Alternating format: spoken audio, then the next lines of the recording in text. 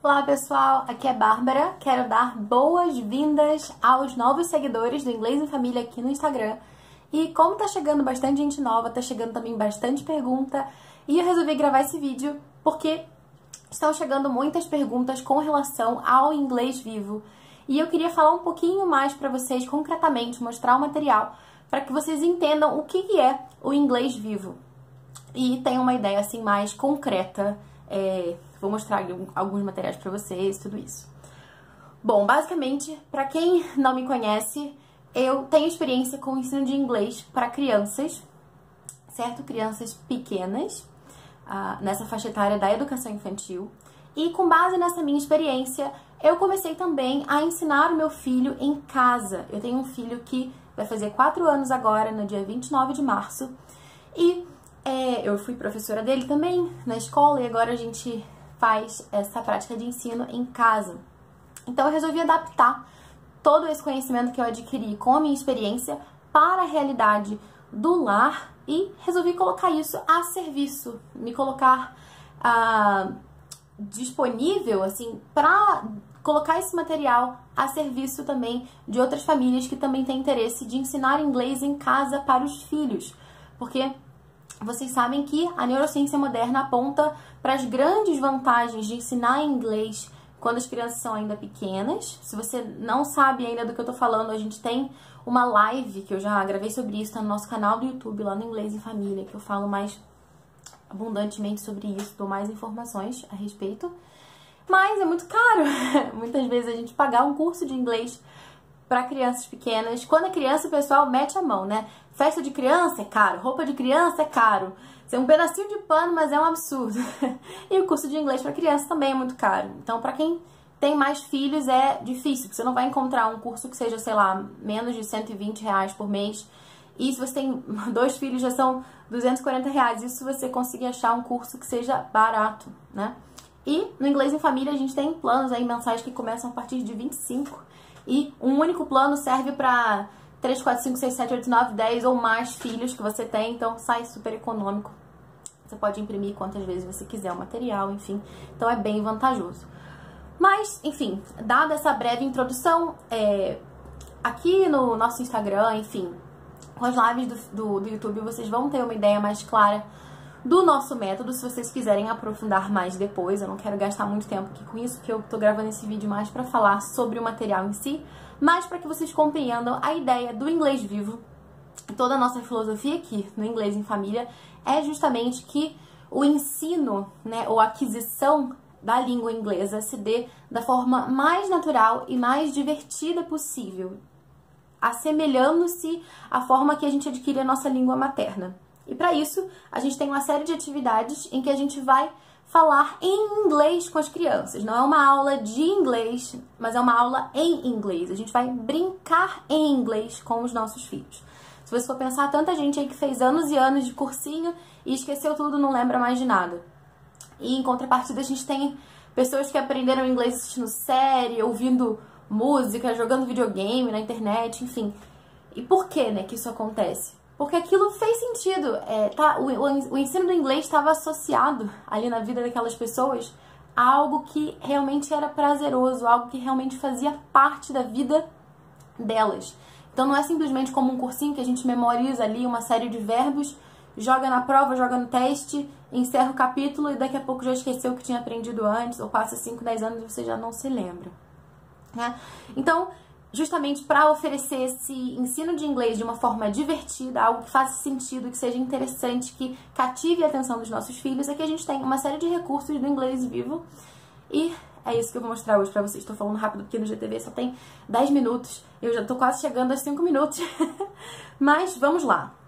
Primeiro, queria falar pra vocês que no inglês vivo, fiz uma postagem sobre isso recentemente, a gente introduz o vocabulário com flashcards, né? Que são esses cartõezinhos aqui de imagens.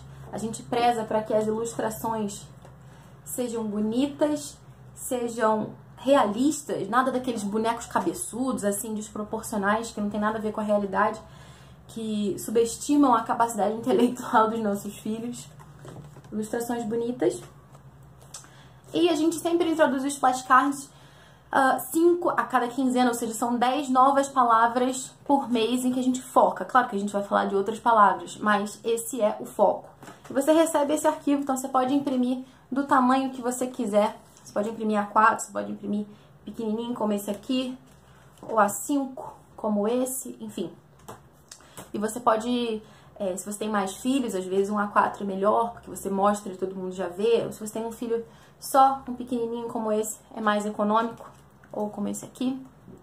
Bom, então, os flashcards, eles são usados no Inglês Vivo em uma série de atividades. A gente apresenta o vocabulário com eles, a gente faz jogos com eles, a gente faz uma série de coisas. E, além dos flashcards em si, né, a gente tem também os posters, que são gravuras maiores em que a gente reúne ali diversos elementos dos flashcards em uma única imagem. Esse aqui, por exemplo, é do volume 2, em que a gente está falando sobre a praia. Então aqui a gente vai encontrar menino, no caso, boy, girl, sheep, pail, pail, shovel, enfim, uma série de elementos que a gente vê nos flashcards do volume 2, a gente encontra eles aqui em relação, porque as palavras, elas não são coisas isoladas, mas elas estão uma em relação com as outras e os posters ajudam a gente a perceber isso mais claramente. Esse aqui é o pôster do volume 3. Aqui. Acho que não vai dar pra ver muito bem, mas ele aqui. E a gente tem também os nossos story cards, que são historinhas que estão relacionadas também com o tema de cada volume tem um tema. Esse aqui do volume 1 da Fazenda, que a gente tem os cartões e no verso o texto da historinha, que você vai lendo e vai mostrando para os seus filhos. É prático, porque você não precisa ficar, né, olha a página e mostra, olha a página.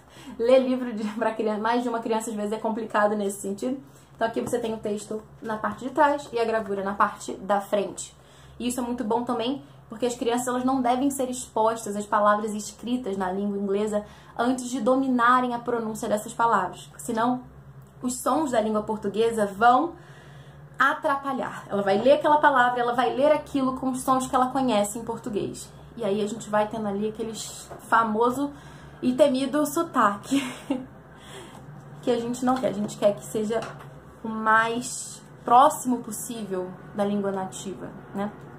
Isso é possível com crianças pequenas, porque as crianças pequenas têm os ouvidos mais sensíveis, então elas conseguem perceber melhor os sons e, consequentemente, elas conseguem produzir aqueles sons com mais perfeição.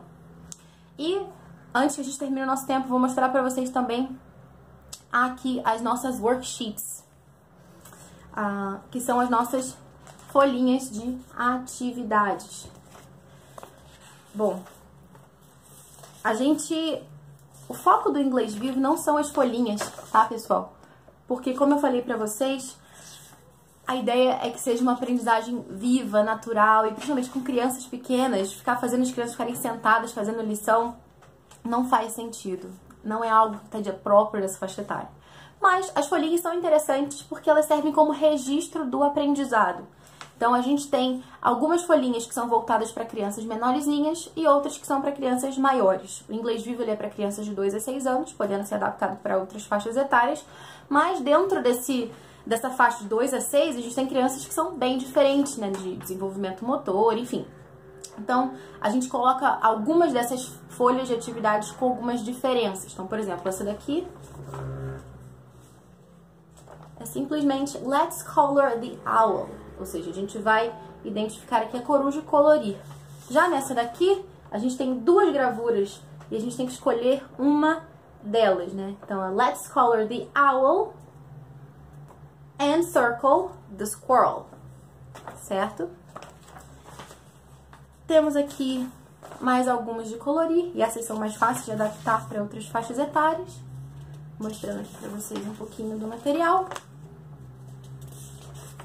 Essas aqui são as folhas de atividade do volume 3. Aqui mais um exemplo também com 2 graus de dificuldade da mesma atividade.